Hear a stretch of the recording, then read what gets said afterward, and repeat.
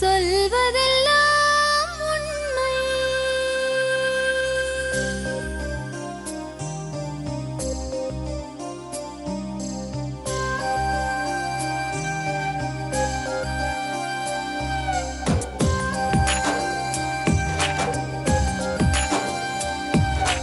நிழலாய் வழிந்தோடும் ஒரு விழியின் கதையில் மெலிதாய் ஒரு சோகம், அதை அறிவார் எவரோ.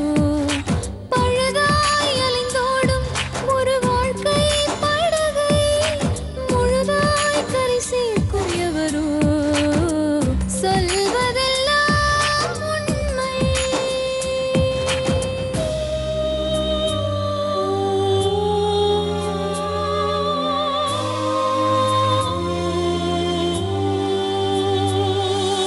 வீட்டில் 4 அறைகளா, தீவு போல் அவை இருப்பதா?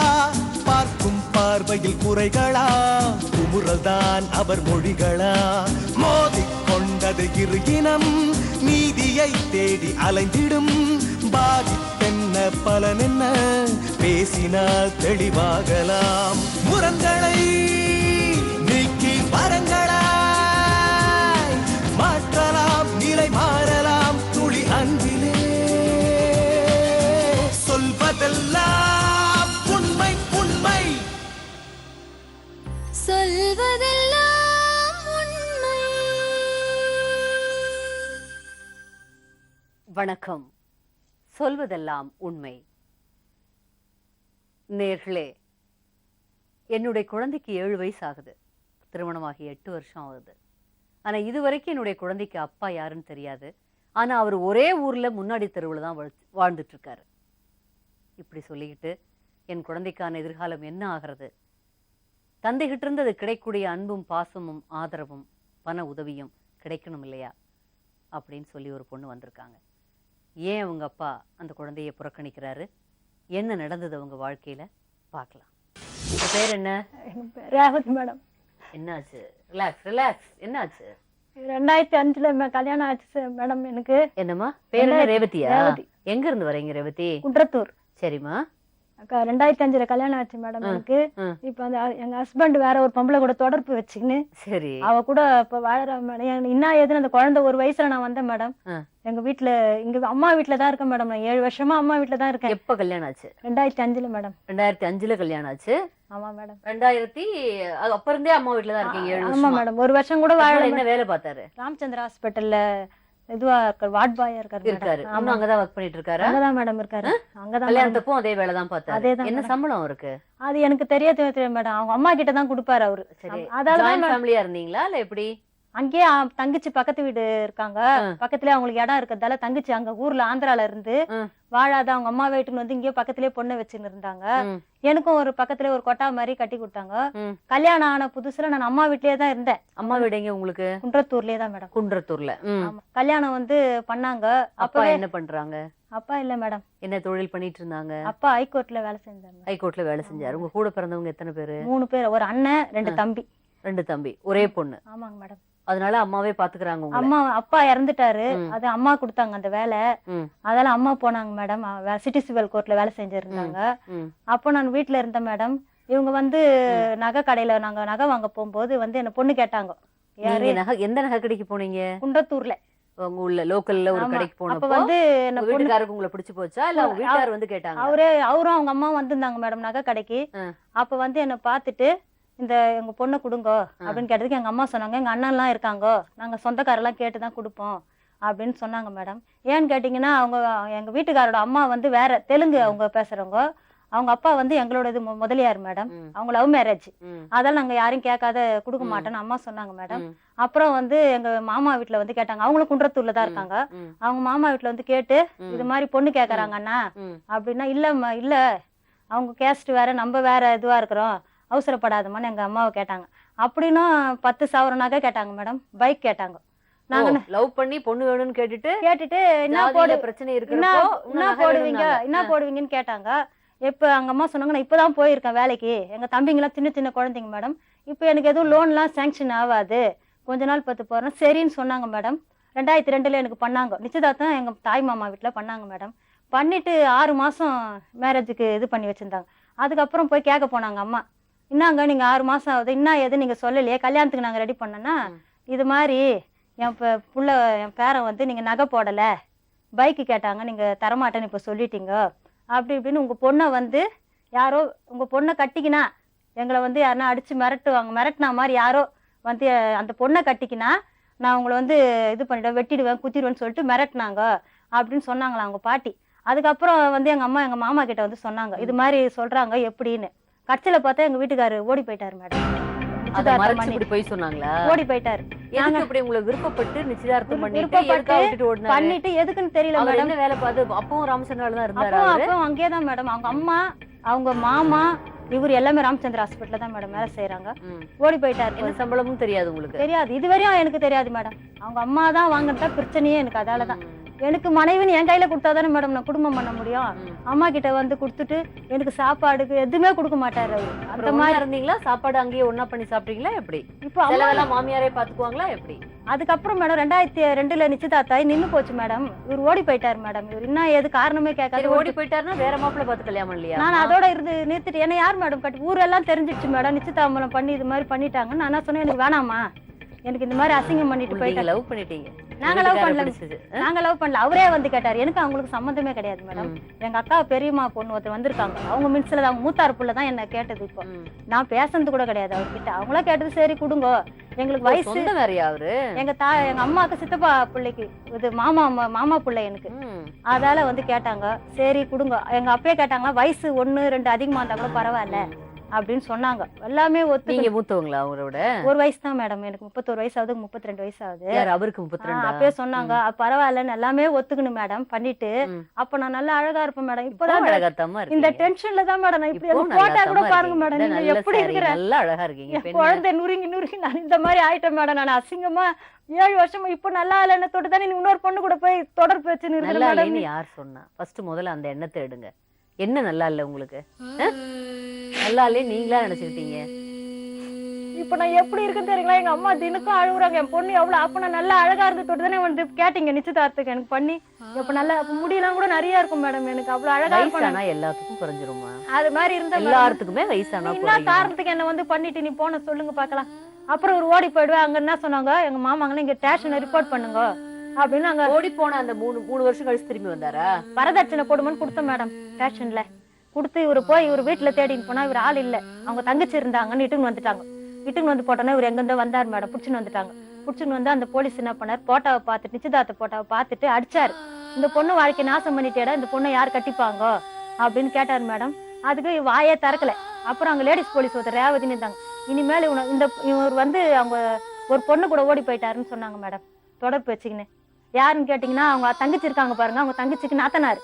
அது வந்து கல்யாணம் பண்ணி கொடுத்தாங்களா, யாரோ ஒரு வயசானவருக்கு கொடுத்துருக்காங்க. அந்த பொம்பளை வந்து வாழாத அவங்க அம்மா வீட்டுல இருந்து இங்கே ஓடியாந்துச்சு. யார் வீட்டுக்கு? அண்ணா வீட்டுக்கு. நான் இங்கே இருக்கிறேன், எனக்கு பிடிக்கலன்னு. அந்த பொம்பளைக்கு இவருக்கு தொடர்பு ஒரே வீட்டுல இருக்க தொடர்பு இருந்ததான்னு தெரியல மேடம். நீங்க லவ் பண்ணியிருந்தா என்ன எதுக்கு நிச்சயதார்த்தம் பண்ணணும் சொல்லுங்க மேடம். நீங்க ஓடி போறோம் தெரியும் அந்த மேட்டர். அப்புறம் அவர் அந்த பொண்ணோட ஓடி போன மேட்டர் எப்ப உங்களுக்கு தெரியும்? அதை நிச்சயதார்த்தம் பண்ணிட்டு சொன்ன உடனே ஓடி போயிட்டாரு. ஸ்டேஷன்ல ரிப்போர்ட் பண்ணாங்க மேடம். ஆனா அவருக்கு அந்த பொண்ணு வந்து கல்யாணம் ஆன பொண்ணு பேரு மேடம். டைவர்ஸும் பண்ணல, ஒண்ணுமே பண்ண. சித்தி முறை மேடம் அந்த பொண்ணு. என்ன முறை இருக்கட்டும், அவங்க 2 பேரும் காதலிச்சு ஓடி போயிட்டாங்க. இல்லீங்களா? அவரு இல்லையாமே, அவருக்கு விருப்பம் கிடையாது. அவருக்கு விருப்பம் கிடையாது. யார் சொன்னா விருப்பம்? அவருக்கு விருப்பம் இல்லாம அந்த பொண்ணே பிடிச்சிக்கிட்டு ஒரு ஆண் மாம்பளைய கூட்டிட்டு இல்ல மேடம். அப்ப நீங்க நிச்சயதார்த்தம் பண்ணும்போது அந்த பொண்ணு இல்லையா? அப்ப இவர் லவ் பண்ணியிருந்தா இவர் ஏன் மேடம் என்ன வந்து கேட்கணும் சொல்லுங்க? என்ன நடந்துருச்சு. சரி மேடம். அப்ப வந்து ஒரு வேளை இந்த மாதிரி எண்ணம் இல்லாம இருந்திருக்கலாம். பட் உங்களுக்கு தெரிஞ்ச உடனே விட்டுட்டு ஓடுறாரு, வேற ஒரு பொண்ணோட ஓடி இருக்காரு. நீங்க அலர்ட் ஆயிருக்க வேண்டாம்? ஓடி போனது எங்களுக்கு தெரியாது மேடம். ஸ்டேஷன்ல ரிப்போர்ட் பண்ண உடனே. ஆனா நாங்க அந்த பொண்ணையும் ஸ்டேஷன்ல பாக்கல. இவரதான் இட்டுன்னு வந்தாங்க. இவரையும் அவங்க அம்மா வீட்டுன்னு வந்து என்ன கேட்டாங்க அந்த போலீஸ். அவங்க ரேவதி மேடம் தான் அவங்க பேர் மேடம். என்னம்மா பண்ண போற, இட்டுன்னு வந்துட்டோம், என்ன அவரை கட்டிக்க போறியா? எனக்கு வேணாம் மேடம் எனக்கு அப்படின்னா அவர் என்ன பண்ணாங்க, தண்டனை ஒரு வாரம் எங்க புழலி எதிரே போட்டாங்க மேடம் அவரை. அதுக்கப்புறம் சரி நாங்க அந்த இது கம்முன்னு விட்டுட்டோம் மேடம். கொடுத்துட்டு நான் கம்ப்ளைண்ட் பண்ணிட்டு வந்துட்டேன். எனக்கு நான் கல்யாணம் பண்ணிக்காது போவேன் மேடம் 2 வருஷம் பொறுத்து. அது இவங்க விருப்பம் கிடையாது, அது எங்க இஷ்டம். எனக்கு இந்த மாதிரி 4 பேர் அதுக்கு அசிங்கம் பண்ண எனக்கு கொஞ்சம் மனசு சரியில்லாத இருந்த மேடம். அப்படியே நான் இருந்துட்டேன். திருப்பி இவங்க 2005 என்ன பண்ணிருக்காங்க, நாங்க ரிப்போர்ட் பண்ண பாருங்க, அந்த கேஸ் எதனா வந்துச்சா என்னன்னு தெரியல. அப்ப அந்த போலீஸ்காரு கேஸ் கொடுத்துமா, அப்ப எங்களை தானே மேடம் வந்து கூப்பிடணும்.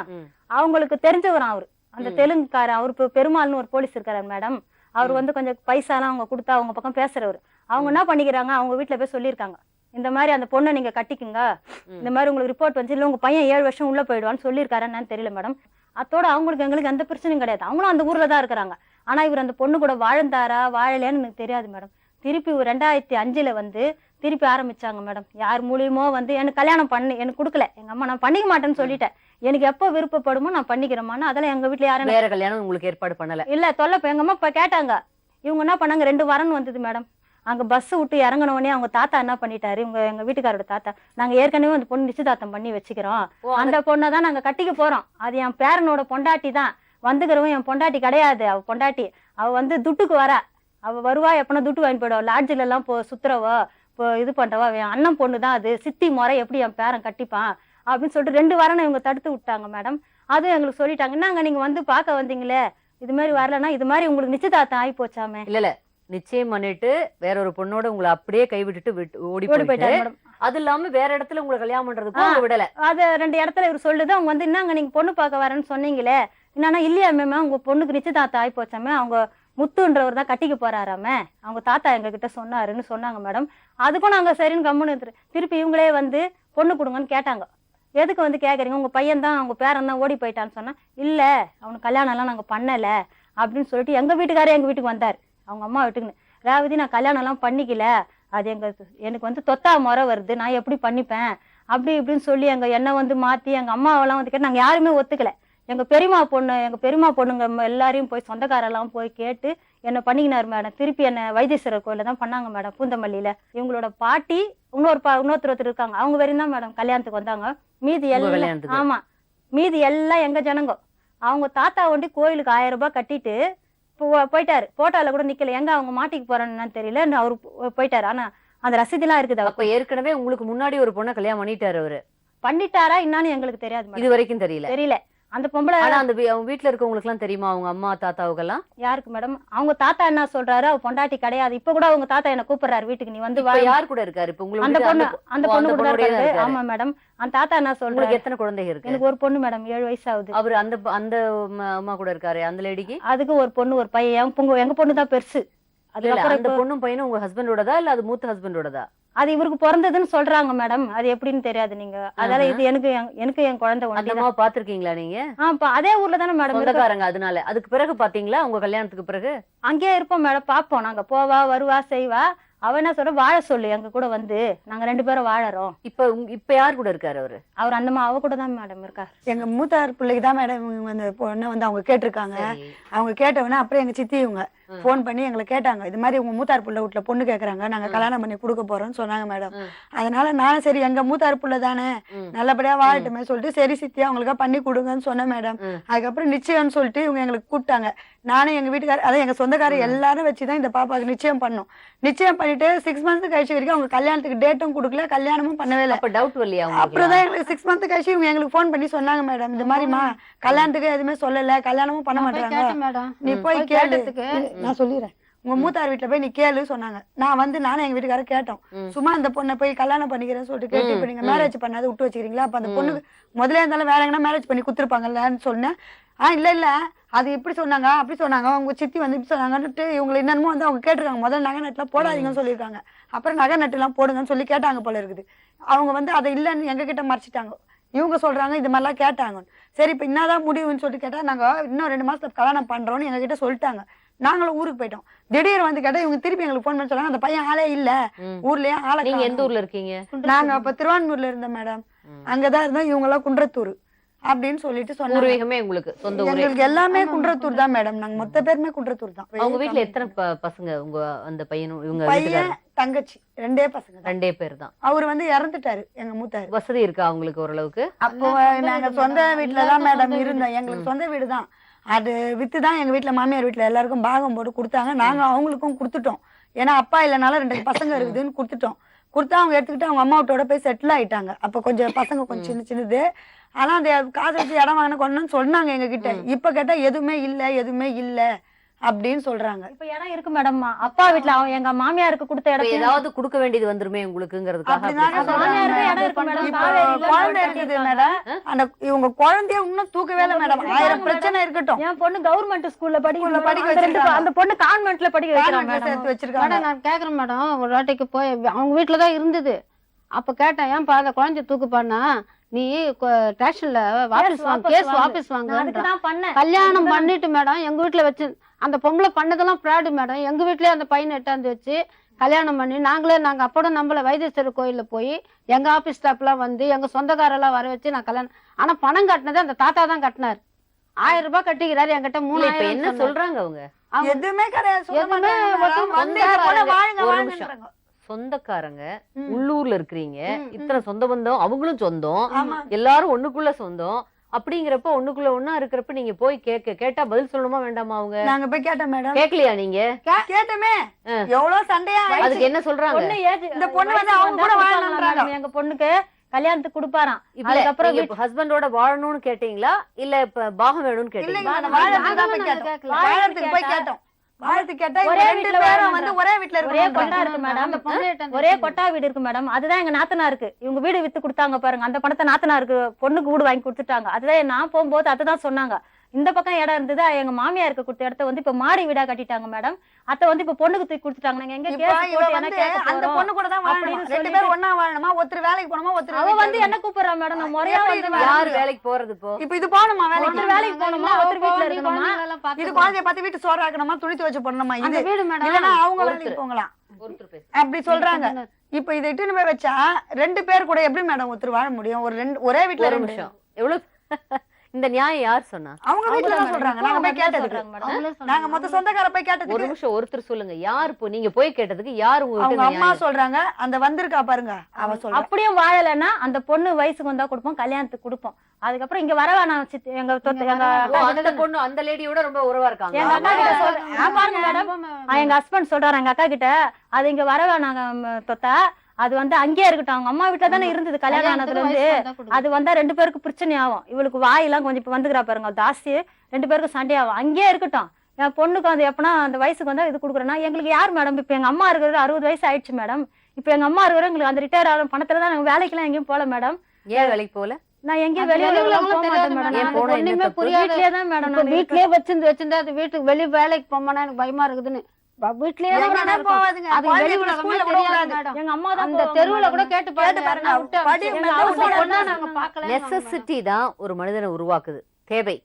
உங்களுக்கு தேவை இருக்கப்ப அட்லீஸ்ட் அந்த குழந்தைக்கு நல்லது, உங்க மனசுக்கு நல்லது, ஒரு வேலைக்கு போயிருந்தா என்ன தப்பு?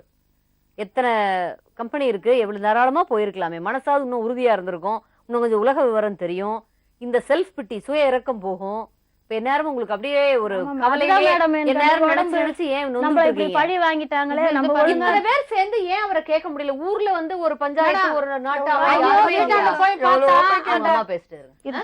அந்த பாட்டி கேக்குது மேடம், இவங்க அண்ணன் பொண்டாட்டி எல்லாம் வந்து ஒரு விசேஷத்துல இப்படியே இருந்தா எப்படி மாமி, நீங்க வாங்க போய் கேட்கலான்னா, இந்த பொண்ணு இருந்த வீட்டை எங்களை வெளியே தள்ளி கதவை சாத்திட்டு வந்து வீடு கட்டி கேக்குது மேடம், உங்க பொண்ணு எட்டும் போய் அவங்க கிட்டனா கூட்டி கூடு, அவங்க இல்லன்னா நல்லா தானே இருக்காரா, கை கால் இந்த நல்லா பொண்ணு தானே உன் இருக்கா, பொண்ணு இங்க வரக்கூடாது, அவள ஊர் மேல விடு. அப்படி நல்லா தானே இருக்கிறா, ஊர் மேல விடுன்னு கேக்குது மேடம். இந்த அந்த கேள்வி 7 வருஷமா அந்த ஒரு அந்த ஆம்பளை கூட தாத்தா கிடைக்கலையான்னு சொல்லு. கேக்குது அந்த கேள்வி. கேக்குது. 7 நான் வருஷமா 7 உன் வருஷமா பொண்ணு ஒரு தப்பான ஒரு பொண்ணை எப்படி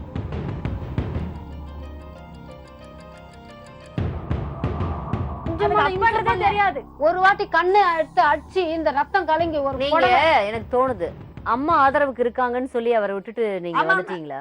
அப்படி இல்ல மேடம். நீங்க எவ்வளவு நாள் போய் புருஷன் கூட அவங்க வீட்ல இருந்தீங்க? அப்படி இப்படி பார்த்தா ஒரு வருஷத்துக்கிட்ட அதான் சண்டை. ஒரு வயசு மேடம் இந்த குழந்தைக்கு ஒரு மாசமாவது தொடர்ந்து இருந்தீங்க. இருந்தீங்க மேடம். இங்கதான் எனக்கு இங்கதான் மேடம் கல்யாணம், இங்கதான் அம்மா இங்க வீட்டுல கொஞ்ச தான் நாள் 2 இருந்துட்டு மாசம் தான் அதுக்கப்புறம் இங்கே இருக்க சொன்னாங்க மேடம்.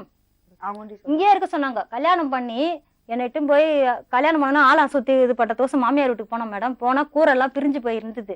அப்ப என்ன சொன்னாங்க, இந்த பாருமா இப்ப நீங்க அம்மா வீட்லயே இரு, நான் வீடை கட்டிட்டு உனக்கு கொட்டா கட்டிட்டு கூப்பிடுறேன் நாங்க மேடம். நாங்க அப்படியே அந்த வேன்லயே வந்து இங்கே தான் எனக்கு எல்லாமே சாந்தி முகூர்த்தம் எல்லாமே எங்க அம்மா வீட்டுல தான் நடந்தது. எனக்கு இங்கே இருந்தேன் மேடம் 1 மாசம். இவர வேலைக்கு போயிட்டு வருவாரு, ஒரு பூவா ஏதோ ஒரு முதல் மணி நம்ம ஒரு இதுவா சந்தோஷமா எதுவுமே இருக்காது. வருவாரு, சாப்பிடுவாரு, எழுந்து காலையில வேலைக்கு போயிடும். பஸ் ஃபேர்ல இருந்து நான் கொடுப்பேன் மேடம் அவருக்கு.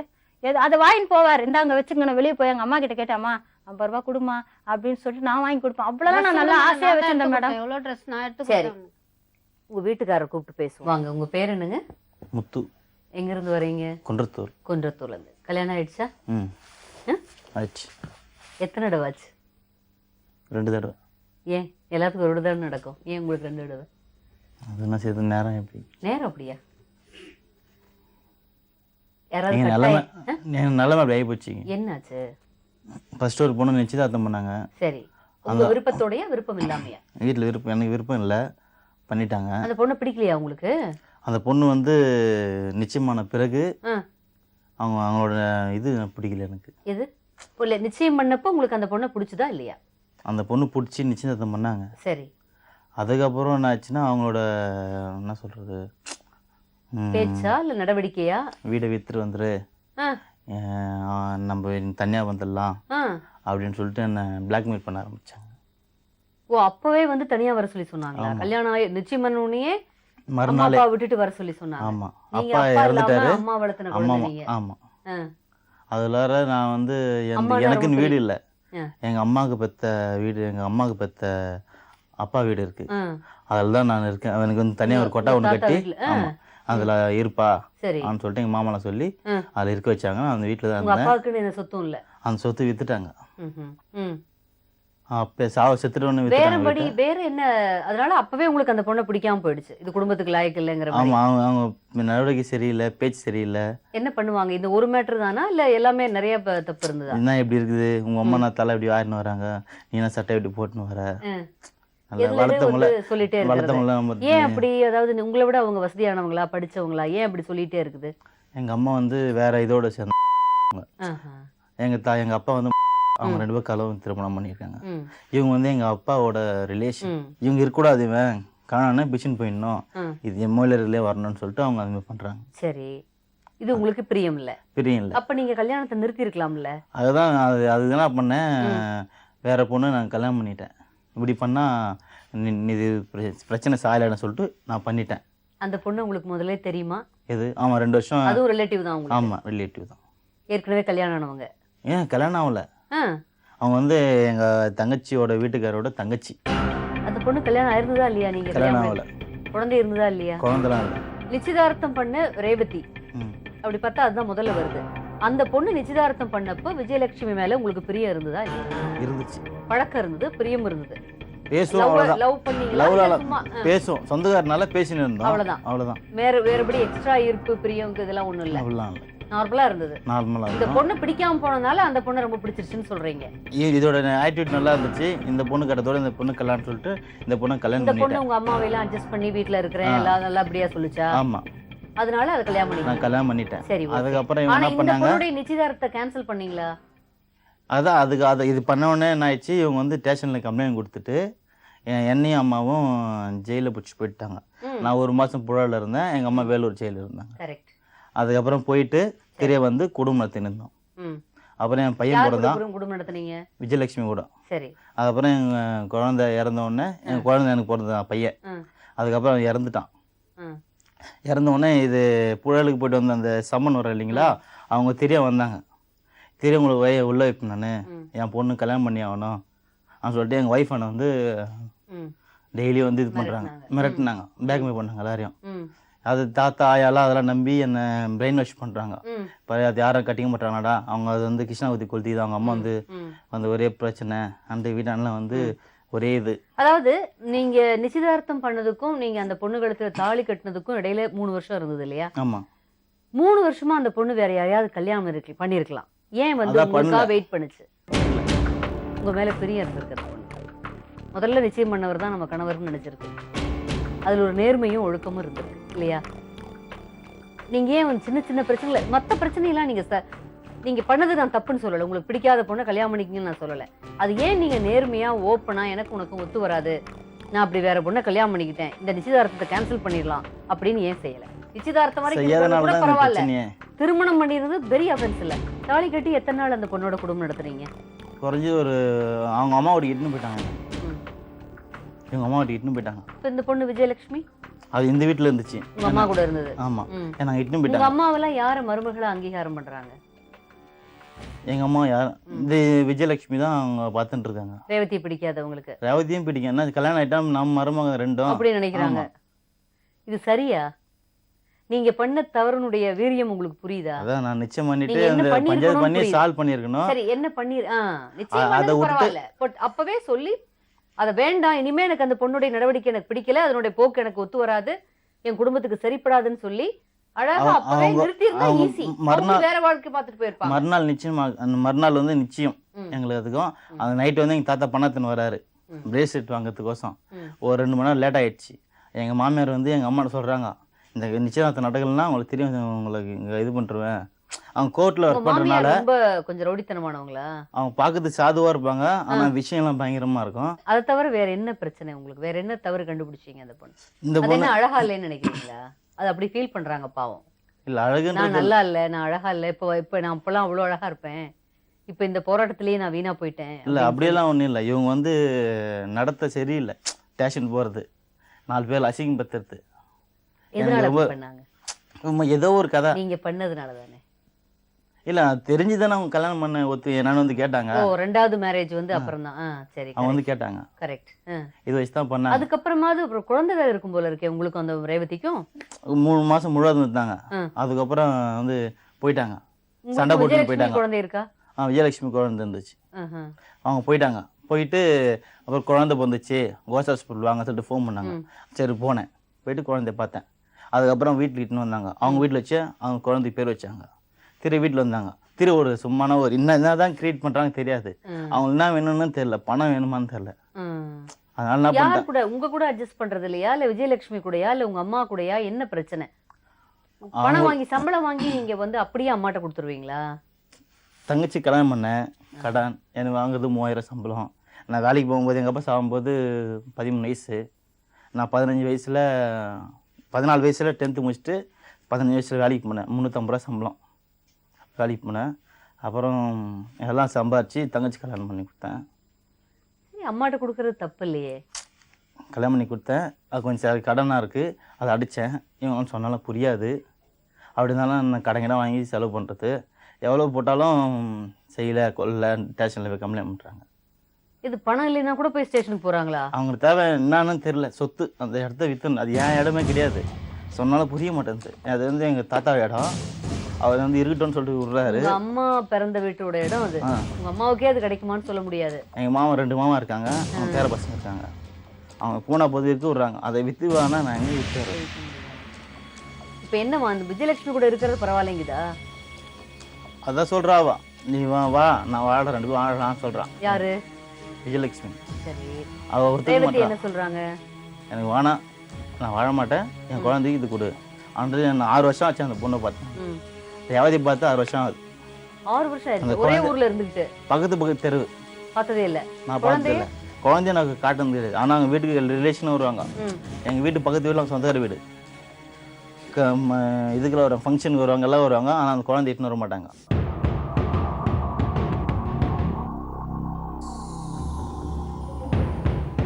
நீங்களும் ஒரு ராமச்சந்திரால வேலை பாக்குறீங்களாமா? இப்ப இல்ல மேடம், கல்யாணத்துக்கு முன்ன பார்த்தேன். ஏன் இப்ப வேலை பார்த்துருக்கலாம்ல? குழந்தைங்க இருக்காங்க.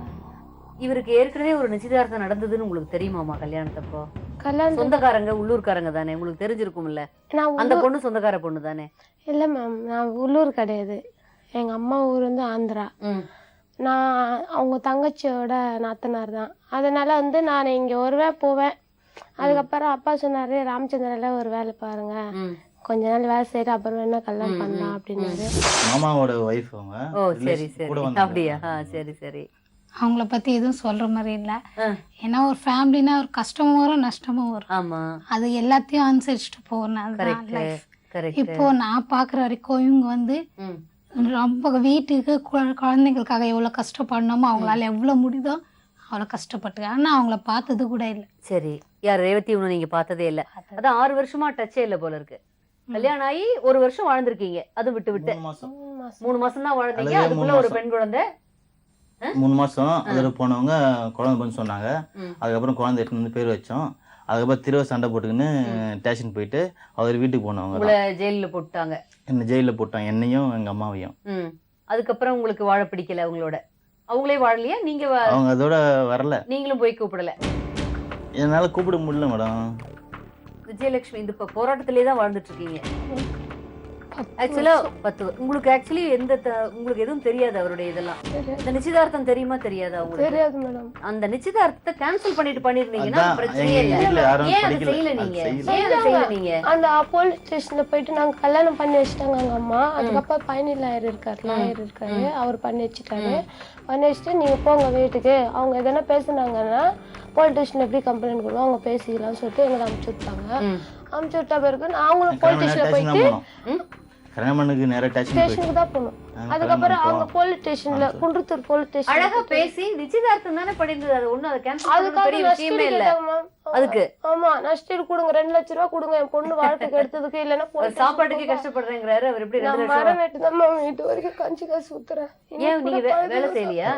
சம்பளம் 4000 ரூபாய் தான் வரும். சம்பளம் பத்தாது வேணாம். பஸ் கை போகுது, குழந்தை 2 குழந்தை 2 குழந்தை படிக்க வைக்கணும். படிக்க வைக்கணும். அது வேற கடன் கொஞ்சம் இருக்கு. என்ன வேணும் இந்த உங்களுக்கு? வாழை உங்க மாத்தணும் முதல் மனைவினால உங்களுக்கு இப்ப நடுவுல பிரச்சனை இல்லாம இருந்து இப்ப திருப்பி பிரச்சனை வருதா?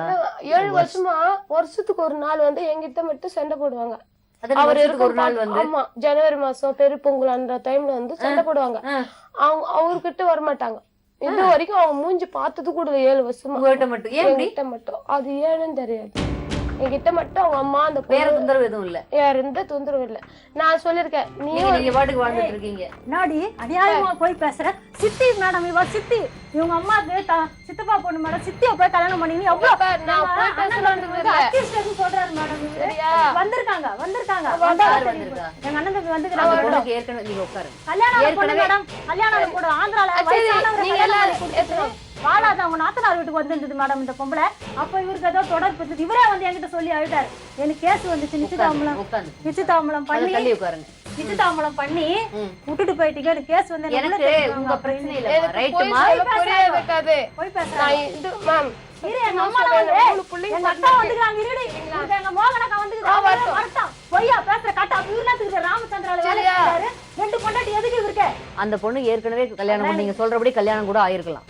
உங்க கணவர் விரும்பி அதை கல்யாணம் பண்ணிக்கிட்டாரு. விரும்பல. உங்களுக்கு சித்தி மேடம், சித்தி மேடம் இங்க வந்து எங்க வீட்ல அழுதாரு. என்னவோ போய் நான் எப்படி கல்யாணம் பண்ணிப்பேன்? கிடையாது, என்னை நீ வந்து கல்யாணம் பண்ணிக்கலாம், நான் மருந்து குடிச்சு செத்துருவேன், மிலிட்டரியில போய் சேர்ந்துருவேன். எனக்கு கேஸ் வந்து நிசாமத்து கொடுத்தால மேடம், இவங்க வாபஸ் வாங்கினேன். அந்த இதோட இது வந்துடுச்சு. அப்ப அந்த நான் கல்யாணம் பண்ணாத இருந்த தொட்டு என் பக்கம் தான் இருக்க அந்த பொண்ணை போய் ஒரு போலீஸ் உங்களுக்கு ஃப்ரெண்டு இருக்கிறாரு சொல்லி இருக்கிறாரு, அந்த பொண்ணு கல்யாணம் ஆகணும், நீ பேர் இந்த தாலி கட்டிட்டேன்னா உனக்கு அந்த வாபஸ் வாங்கிடுவாங்கன்னு எங்க சொந்தக்காரர் மொத்த பேர்கிட்ட வந்து எப்படிலாம் நடிச்சு கேட்டாரு தெரியுமா? இவரு எங்க அக்கா வந்துக்கிறாங்க, கூப்பிடு. இப்ப எங்க அக்கா தான் இப்ப மெயின். அதாவது அப்படி இல்ல, உங்க அக்கா மெயின்ங்கறத விட அவங்கதான் அவர் சொல்லணும். வந்து இல்ல, கூப்பிடுங்க. ஒரு நிமிஷம் அம்மா பேசாம இருங்க. 3 மாசமா இருந்து ஒரு நிமிஷம் இருங்க.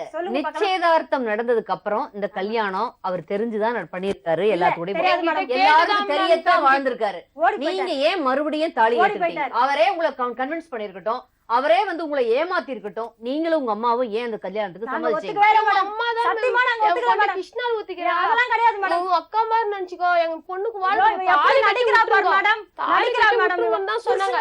சத்தியமா மேடம் இவ கல்யாணம் சத்தியமா உங்க புள்ள மேல சத்தியமா சொல்லுங்க மேடம். சரி, இப்படி எல்லாம் மிரட்டிட்டு அந்த புருஷனை கூட வாழலாம்னு கேட்டா எப்படி வருவார் அவரு? எனக்கு வாழறாருல என் குழந்தைக்கும் எனக்கும் என்ன நீங்களே பண்ணுங்க மேடம். சொத்து வேணும். சொத்துலாம் எங்களுக்கு வேணாம் மேடம். சொத்து தான் நாங்க எப்போ கோர்ட்ல எங்க அம்மா பேசுறாங்க, எங்களுக்கு சொத்து பத்தா இல்ல மேடம். ஓ, சொத்தாண்டா நீங்க போட்டு வாங்கிருப்பீங்க. எங்களுக்கு வேணாம். இப்ப சொத்து இல்லாதனால இப்ப எங்க அவர்ட்ட என்ன இருக்கு? அவர்ட்ட சொல்லுங்க, நான் வாங்கி தரேன்.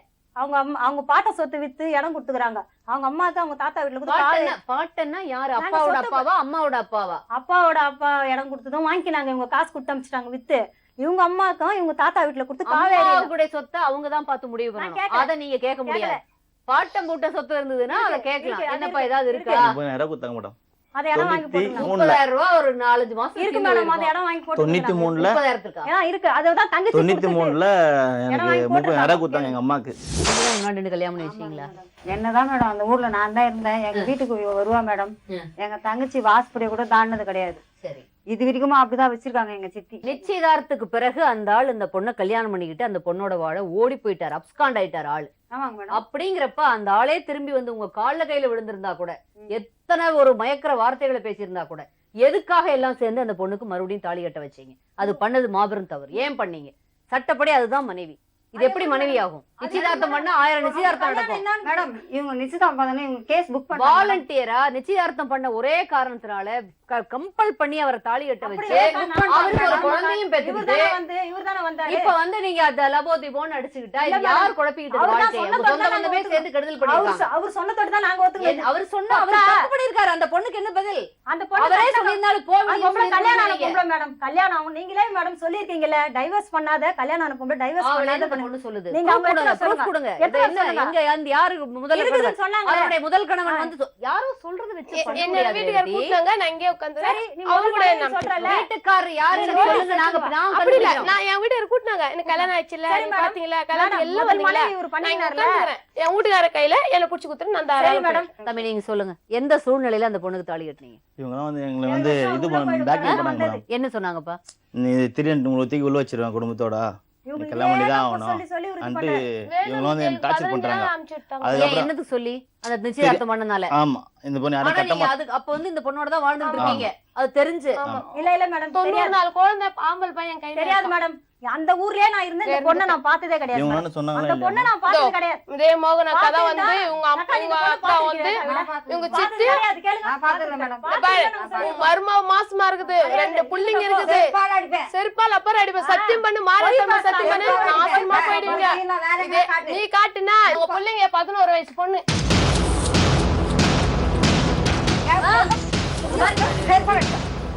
அடுத்து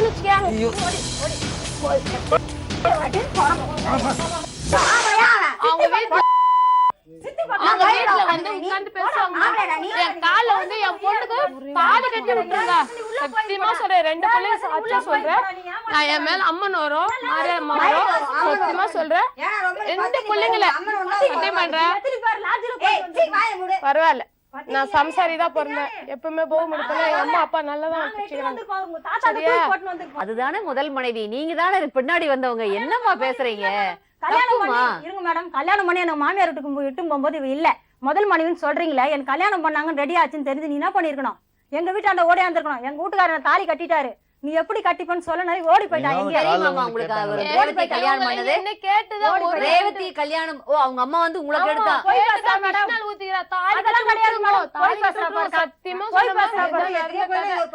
என் தங்கச்சிக்கு அவங்க பொண்ணுக்கு என்ன வாழ்க்கை அதை மட்டும் கேட்டு சொல்லுங்க. தங்கச்சி வாழ்க்கைக்கு நான் கேட்க முடியாது, அந்த குழந்தை அவரோட. உங்க அந்த குழந்தைக்கு ஏதாவது பண்ண முடியுமா? என்ன பண்ண முடியும்? என் குழந்தை மேடம் நான் பண்றேன். என்ன பண்ணுவீங்க? என்னால முடிஞ்சது. எப்ப பண்ணுவீங்க? இது வரைக்கும் பண்ணுங்க. இது வரைக்கும் நான் 4000 சம்பாதிக்க மேடம். கவர்மெண்ட்ல என்னால முடிஞ்சு என்ன செய்ய முடியும் நீங்க சொல்லுங்க. கான்வென்ட்ல ஏத்துவார் வண்டியில. அது என்ன சொல்லுது? என் குழந்தை வந்து கவர்மெண்ட் ஸ்கூல்ல படிக்குது. என் குழந்தை ஒரே குழந்தை, அந்த குழந்தைகள் எல்லாம் இங்கிலீஷ் ஸ்கூல்ல படிக்குது, இங்கிலீஷ் மீடியம். மேடம் வந்து போவதாலும் நான் செய்ய முடியும். அந்த குழந்தை இப்போ அந்த குழந்தை எதிர வந்தாலும் இது என் குழந்தை தெரியாது மேடம்.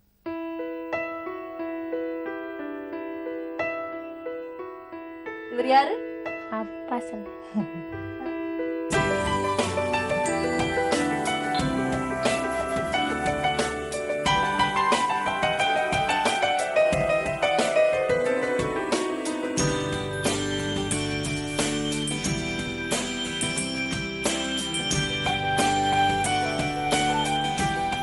எப்போ சரி மேம், 2 பொண்ணு ஒரு பையன் தான் நினைச்சிட்டு இருக்கேன். சத்தியமா மனசார நான் எப்பவுமே இந்த குழந்தை அதுல ஷேர நீங்களே வளர்த்தணுங்கிறது இல்ல, அவங்க அம்மா கையில கொடுத்தீங்கன்னா அவங்க பாட்டுக்கு வளர்த்துக்கும். அது உங்க வாழ்க்கைக்கு தொந்தரவு, உங்க வாழ்க்கையை பங்கு போட வரல. கிளியரா சொல்லுது. தவறே இருக்கட்டும், 2 பேத்துக்குள்ள வார்த்தைகள் கண்டபடி பேசி இருக்கட்டும், போனது போகட்டுமா. கண்டிப்பா நீ நல்ல பொண்ணா இருக்கீங்க, அது கொஞ்சம் கூட குறைய இருந்தாலும் நீங்க அட்ஜஸ்ட் பண்ணிக்குவீங்க. எவ்வளவு கொடுக்கும்? ஒரு 2000 ரூபாய் கூட கொடுக்கலாம், அட்லீஸ்ட் ஒரு 1000 1500 கொடுக்கலாம். இல்ல மேடம், நான் 1000 சொல்றேன். அது மாதிரி கொடுக்க எனக்கு இருந்துச்சுன்னா கொடுத்துருவேன். எவ்வளவு? 1000 ரூபாய் சொல்றேன். 1000 ரூபாய் சொல்றேன் நான். இப்போ என்னால அதிகமாக வர கொடுத்துருவேன். ஒரு நல்லது கெட்டது, தீபாவளி பொங்கல் அதுக்கு பண்ணுங்க. நாளைக்கு ஏதாவது கல்யாணம், ஒரு நல்ல படிப்பு, ஒரு காலேஜ், அப்பவெல்லாம் நீங்களும் அப்பப்ப அப்பா கூட போறதுக்கு விடுங்க. அதை அப்படியே வச்சு அப்படியே பொத்தி வளர்த்தாதீங்க, தப்பு. உங்களுக்கு பிடிக்காம இருக்கலாம் புருஷனை, அப்பா இல்லாம குழந்தையை வளர்த்துறது பாவம். இனி உங்க வாழ்க்கை இப்படித்தான் முடிவு பண்ணிக்கிங்க, தெரியுதா? இருக்க சூழ்நிலையில சந்தோஷமா வாழ்ந்து பழகுங்க. வேலைக்கு போனீங்கனாலே வருமானமும் வரும், மன நிம்மதியும் வரும். நீங்க சொன்னபடி உங்க வாக்குறுதிப்படி அந்த குழந்தைக்கு என்ன பண்ணணுமோ அதை பண்ணுங்க. பண்ணிடுறோம். 2 பேரும் சேர்ந்து, நல்ல பொண்ணு உங்க கூட இருக்குது, 2 பேரும் சேர்ந்து குடும்பத்தை முன்னேற்றத்துக்கு வழி பாருங்க. நேயர்களே, இவர்களுடைய ரேவதி விஜயலட்சுமியுடைய வாழ்க்கையில இனிமே அமைதி நிலவணும்.